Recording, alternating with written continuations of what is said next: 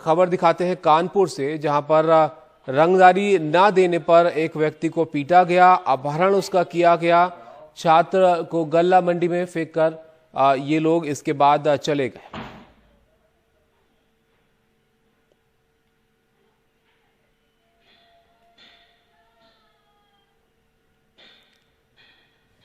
तो कानपुर में रंगदारी ना देने से इनकार करने पर कार सवार बदमाशों ने एक छात्र को पहले जमकर पीटा, फिर उसे अगवा करके वो ले गए। बाद में बदमाशों ने उस छात्र को गल्ला मंडी इलाके में फेंक दिया।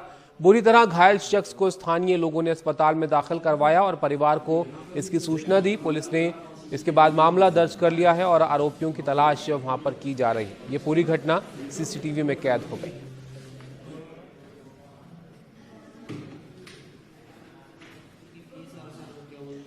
और अब बात राजस्थान की। राजस्थान में कल दूसरे चरण के टीकाकरण की शुरुआत हुई, जिसमें 2,40,000 फ्रंटलाइन वर्कर्स को कोरोना का टीका लगेगा। आज सबसे पहले 33 जिलों के कलेक्टर्स को, कल जब इसकी शुरुआत हुई तो 33 जिलों के कलेक्टर्स को टीका लगवाया गया। इसके बाद पुलिस, सफाई कर्मचारी और पंचायती राज के कर्मियों की बारी आएगी। 33 जिलों के सभी जिला कलेक्टर्स ने आज राजस्थान में कोरोना को रोकने के लिए टीका लगवाया।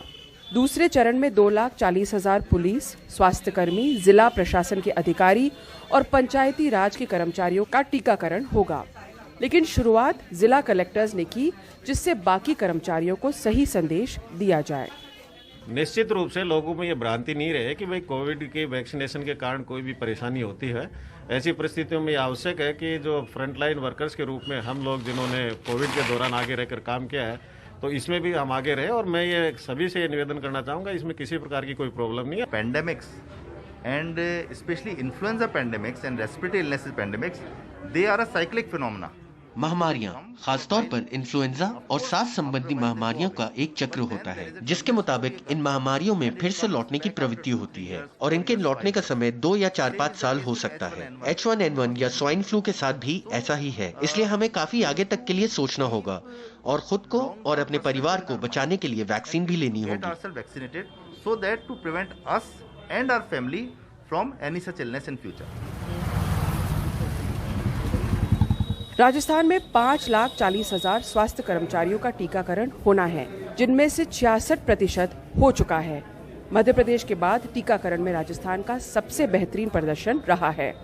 इसके अंदर हमने अभी तक 3.4 लाख वर्कर्स का हमने आज की तारीख तक वैक्सीनेशन करा दिया गया है।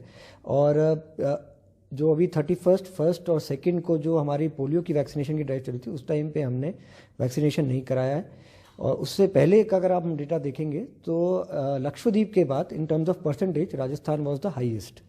और हमें बड़ी खुशी है कि हमारे यहाँ पे इतना अच्छा रिजल्ट आया है। इतने सारे हेल्थ केयर वर्कर्स आगे होके उन्होंने अपने आप को वैक्सीनेट कराया है। अब राज्य के सामने अगली चुनौती होगी फ्रंटलाइन वर्कर्स को इसी तरह टीकाकरण के लिए प्रोत्साहित करना। जयपुर से हर्षा कुमारी सिंह, NDTV इंडिया। मध्य प्रदेश में कोरोना काल में स्कूल नहीं जाने वाली बच्चियों को दिए जाने वाले राशन में बड़ा घोटाला सामने आया है। लाखों बच्चियों को कागज पर ही राशन बांट दिया गया। इस घोटाले को भी राज्य सरकार ने नहीं बल्कि राष्ट्रीय बाल संरक्षण आयोग ने पकड़ा और आर्थिक अपराध शाखा को मामला दर्ज करने के आदेश दिए। मध्य प्रदेश में हर सरकारी कार्यक्रम से पहले कन्या पूजन का आयोजन होता है।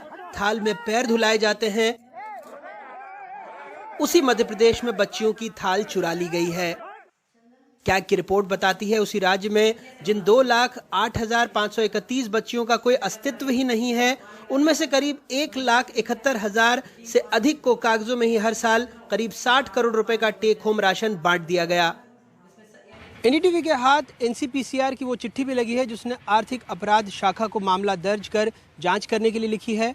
इस चिट्ठी के साथ एक रिपोर्ट भी संलग्न है कैग की, जो डिंडोरी, बैतूल, ग्वालियर और सिंगरौली में जांच के बाद भेजी गई है। पूरा मामला आयोग के अध्यक्ष प्रियांक कानूनगो के विदिशा दौरे से खुला था, जहां पर उन्होंने बच्चों की उपस्थिति और जो उनका रजिस्ट्रेशन है उसमें बड़ा अंतर पाया था। इसके बाद सरकार से 11 से 14 साल की ऐसी बच्चियों की जानकारी मांगी गई जो स्कूल नहीं जाती हैं। पता लगा 2,17,211 बच्चियां जो स्कूल नहीं जाती हैं। उनमें से 1,71,365 को आंगनवाड़ियों के जरिए टेक होम राशन दिया जाता है। इसके बाद स्कूल शिक्षा विभाग से इन बच्चियों को स्कूली शिक्षा के दायरे में लाने के निर्देश के साथ ड्रॉप आउट बच्चों की जानकारी मांगी गई। स्कूल शिक्षा विभाग ने कहा सिर्फ 23,491 बच्चे ऐसे हैं जो स्कूल के दायरे से बाहर हैं।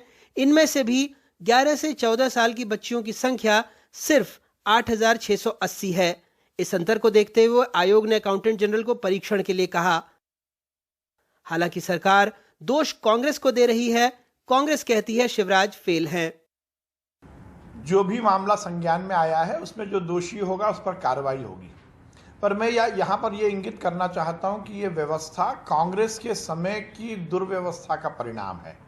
जो भी मामला भी सामने आया है ये कांग्रेस के 15 महीने में जब कमलनाथ की सरकार थी उस समय ये सब घोटाले होते थे। हमारी सरकार ने तो पकड़ा है उसको। एक तरफ कन्या पूजन की बात हो रही है, एक तरफ महिलाओं के सम्मान की बात हो रही है और एक उनसे जुड़ी हुई जितनी योजनाएं उन पर लगातार घपले और घोटाले की बात हो रही है। ये शिवराज सिंह जी का असली चेहरा, उनकी सरकार का असली चेहरा है।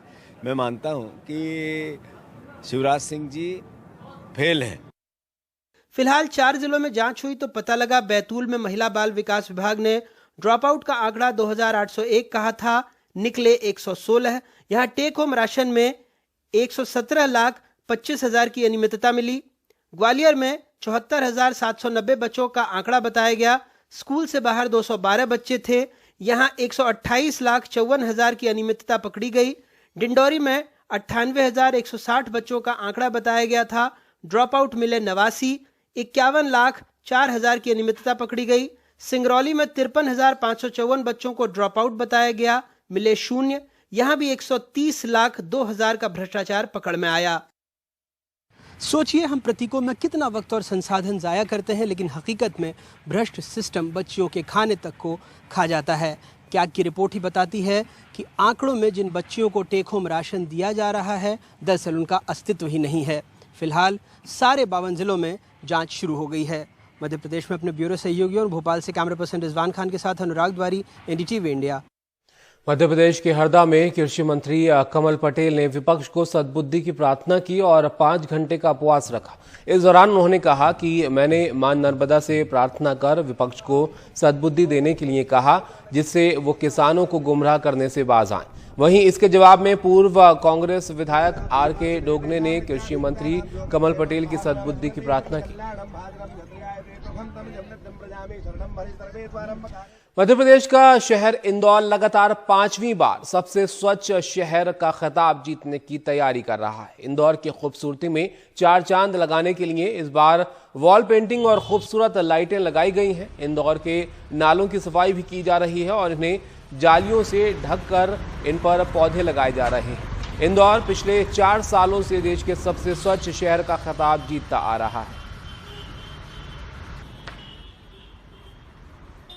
आईआईटी कानपुर के एरोनॉटिक्स विभाग ने एक स्टार्टअप के साथ मिलकर ड्रोन हेलीकॉप्टर बनाया है। आईआईटी कानपुर एरोस्पेस विभाग के प्रोफेसर अभिषेक कुमार के मुताबिक ये ड्रोन हेलीकॉप्टर पेट्रोल पर चलता है और 5 किलो तक का वजन ले जा सकता है। साथ ही उन्होंने कहा कि इसका इस्तेमाल सर्विलांस और वैक्सीन डिस्ट्रीब्यूशन के लिए भी हो सकता है।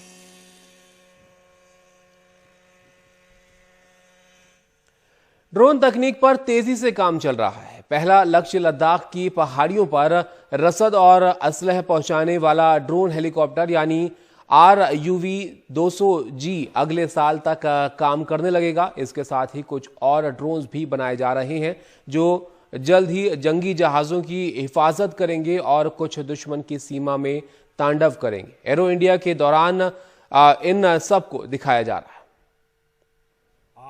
UAV-200 दुनिया का इकलौता ऐसा ड्रोन हेलीकॉप्टर होगा जो 5,500 मीटर की ऊंचाई पर बनी पोस्ट पर रसद और असलाहा पहुंचा सकता है। 20 से 30 किलो का वजन ये 50 किलोमीटर तक ले जा सकता है। वजन कम हो तो 100 किलोमीटर तक भी जा सकता है। साथ में डे नाइट लाइव कैमरा से लैस होने की वजह से निगरानी का काम भी कर सकता है। ये एक दिन में 3 से 4 बार मिशन पर जा सकता है। बेस कैंप से ऊंचाई पर रसद और दूसरे जरूरी सामान पहुंचा सकता है। अगले साल जून तक ये शुरू हो जाएगा। इस ड्रोन हेलीकॉप्टर के साथ साथ कैट्स वॉरियर भी एक अहम प्रोजेक्ट है जो जंगी जहाजों के साथ दुश्मन के इलाकों में जाएगा और पायलट और जहाज दोनों की हिफाजत करेगा। वैसे इसे विकसित होने में अभी 5 से 7 साल लगेंगे। आपने देखा होगा बालाकोट एयर स्ट्राइक्स में, बालाकोट एयर स्ट्राइक में अभिनंदन का मामला, इसे ये रोकेगा भविष्य में खतरनाक मिशन पर ड्रोन्स ही भेजे जाएंगे। साथ में छोटे छोटे ड्रोन्स की फौज भी बनाई जा रही है जिन्हें लड़ाकू विमानों से छोड़ा जाएगा। कोई जासूसी का काम करेगा तो कोई हमला।